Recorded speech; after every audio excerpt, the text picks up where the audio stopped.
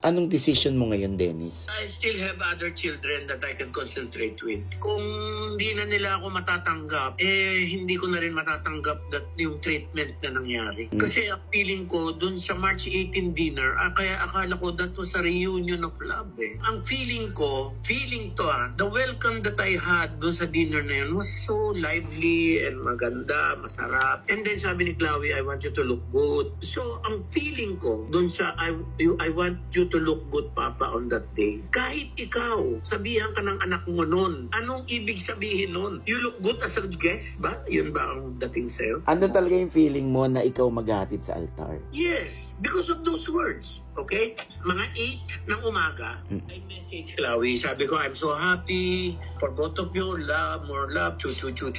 Mami, ang konti, nagre-ring yung telepono ko. Wala pang 2 minutes. Si Chloe. Sabi niya, good morning pa. Sabi ko, why? I need to tell you something. Sabi ko, what? Any problem? Ano sabi niya? Pa, hindi tuloy yung kasal. Sabi ko, why? What happened? Tapos umiyak. She was trying to control it. Kaya lang, nung magsalita ako na medyo nabasag yung boses ko, umiyak. Sabi ko, why are you crying? What happened ba? Anyway, huwag mo na sagutin yung tanong ko. If you're not happy with it, don't do it. If you are not sure with it, don't do it.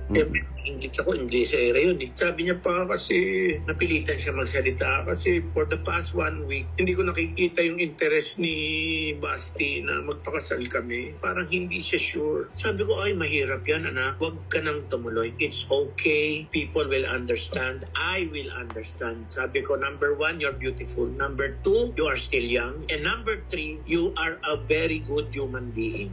Cry and then move on. Huwag nang magpakasal. Huwag mo nang ituloy. Oh, sige, Papa. Okay, thank you, Papa. Binaba. Hindi na nakapagsalita.